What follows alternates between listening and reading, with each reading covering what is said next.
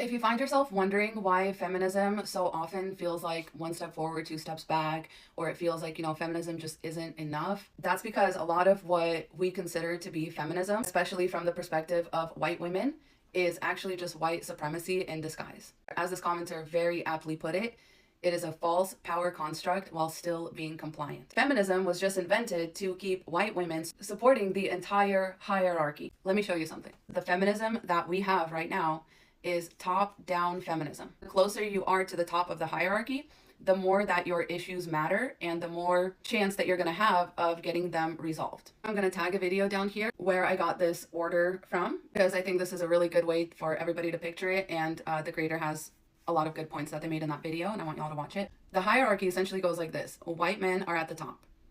Then you have white women. This is very important for white women to understand. You are not below all the men on this hierarchy. You are only below the white men, which means you can perpetuate harm onto everybody below you. Stay with me. And below white women come all the other people of color, because this hierarchy is based on your proximity to whiteness. Whiteness is over here up at the top. It's not actually maleness. And that's where a lot of feminists get it wrong. They think that the biggest offense that we currently are dealing with is the oppression of women. But that's not true.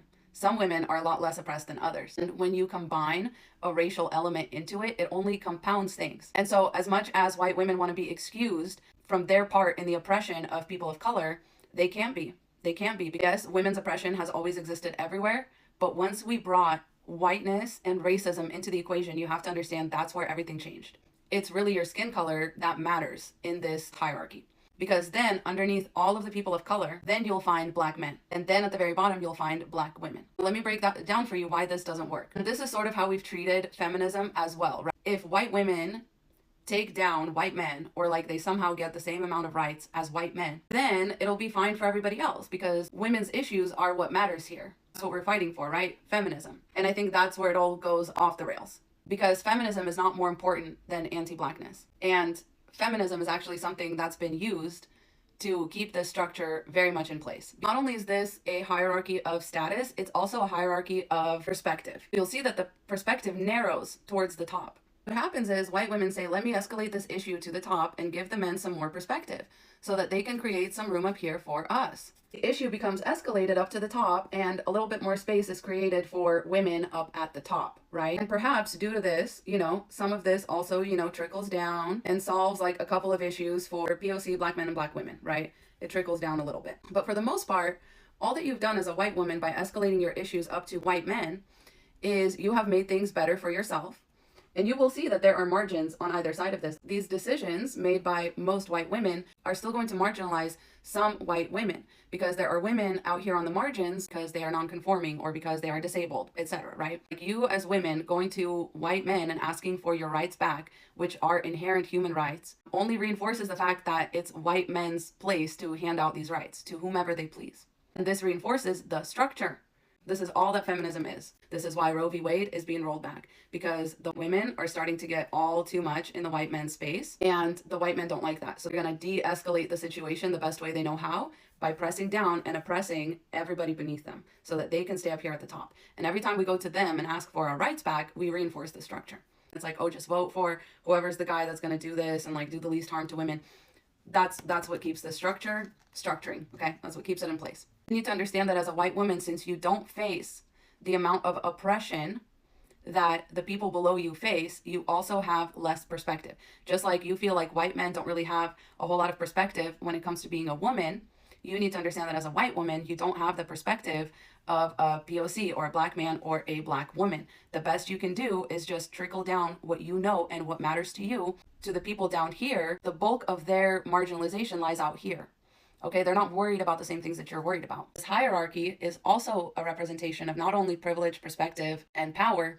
This is also the hierarchy of invisible labor. And who does the most of it is down here. The people that do the most invisible labor and have the most invisible injustices heaped upon them are down here. And these are injustices that you know nothing about as a white woman. Whatever you're fighting for and escalating up to the top is only doing these people a marginal amount of good. The greatest trick that the devil ever pulled on women was convincing them that this is an effective structure, that this trickle up and trickle down way of doing things is in any way effective. This is why our politics are ineffective. This is why it's always one step forward, two steps back, because the control stays here. If you want something to cover all the bases, you have to start upstream, as far upstream as you can. If we actually wanted to have a system that takes care of everybody, we would flip it upside down, because the most oppressed people have the most perspective. So their perspective would cover and take care of everybody.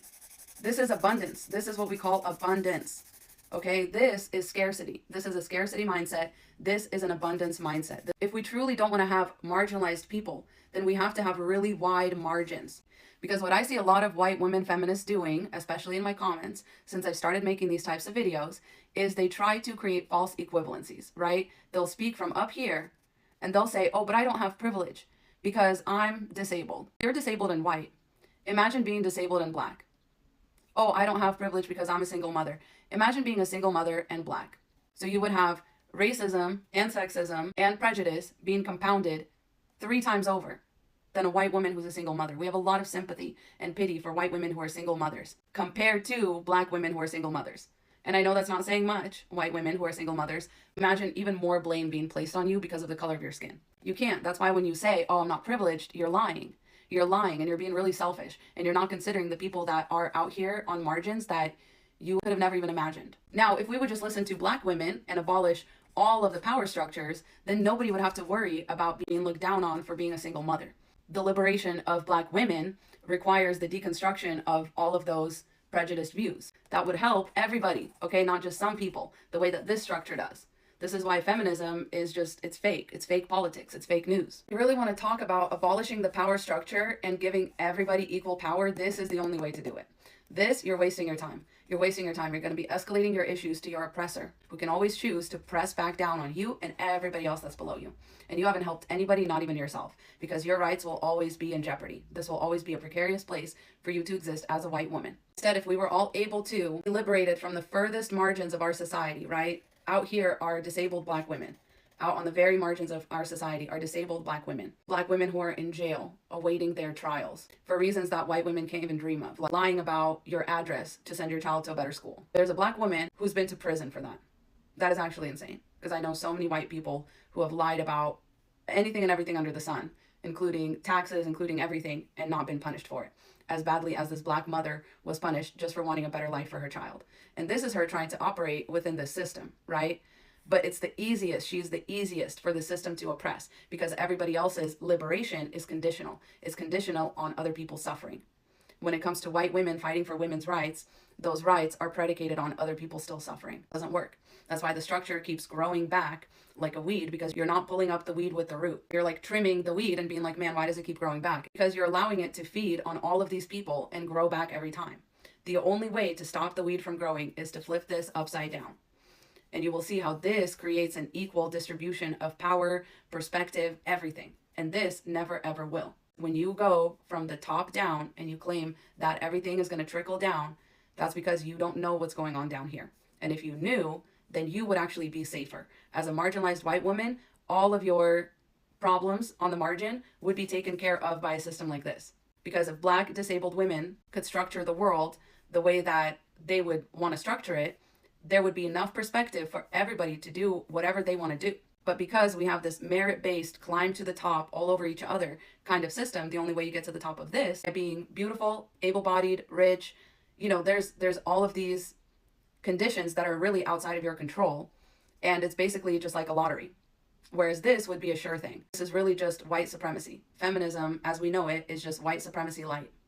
It's just patriarchy light. And until every last one of us advocates for every last one of us, it like in this structure. Again, I'm not talking about white women. You need to learn about, you need to get in black women's business. And no, I mean actually listening to black women. I mean actually applying what would work for them to everybody else, because that is the best system. That is the only way to dismantle the power structure, because it gives power to everybody. Adherence to this system will only ever lead us to failure, because this is the same system that Susan B. Anthony used to win voting rights for women while being extremely anti-black. This is the system. She didn't use this system, because we would all be living in the year 5000 right now. Because this is what harms black women. This is what harms black men. This is what harms people of color. This is what harms even you, white women. It even harms you, because those of you that are on the marginalized sides of this, who are disabled or don't have pretty privilege or whatever, don't have money, it harms you too. Because when you appeal to white men for your rights, you've already lost. They're only going to give you just enough to serve them. And whenever it is convenient for them, they're going to press down on this, and everybody's going to go right back to their place. They're going to start all over. I remind you, Roe v. Wade is off the table in our country now. Everything that these women fought for is because they were only fighting for themselves. And so that's where selfishness will get you. This is the only place that selfishness will get you. And at the end of the day, what you really need to understand as a white woman is that this system functions based on proximity, and proximity isn't real power. Proximity to power is false power. So when you use your proximity to the top of the hierarchy to win rights just for yourself, you haven't won. You've actually lost. You have reinforced the very thing that you claim to want to dismantle. Worse than that, when you are confronted about this by Black women, you say, well, aren't I a woman too?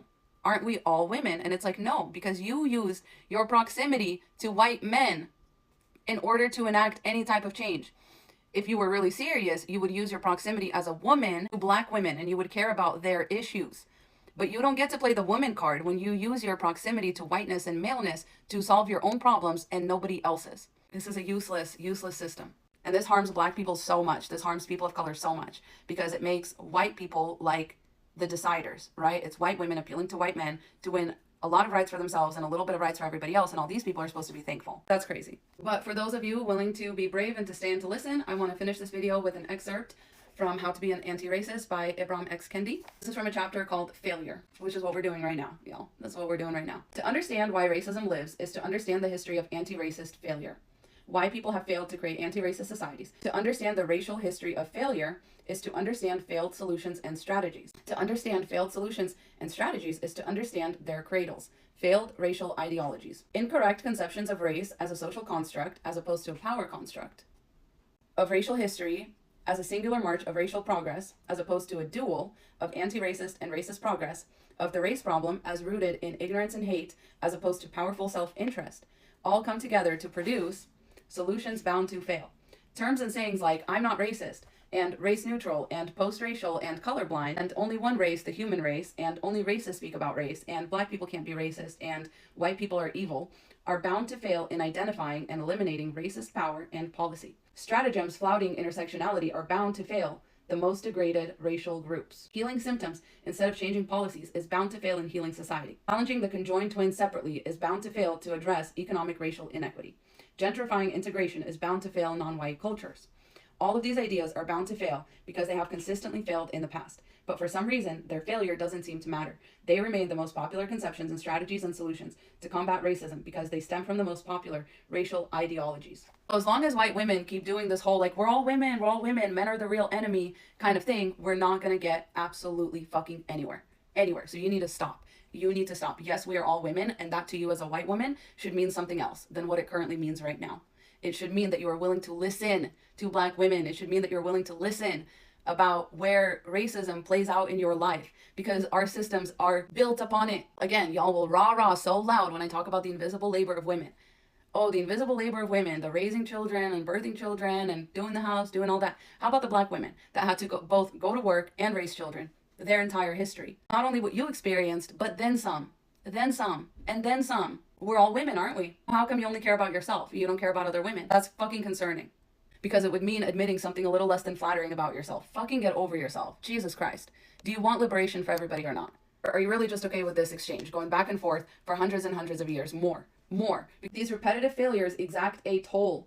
Racial history does not repeat harmlessly. Instead, its devastation multiplies.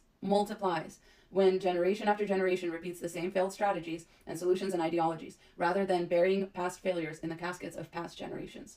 We've been doing the same damn thing, white women, since Susan B. Anthony.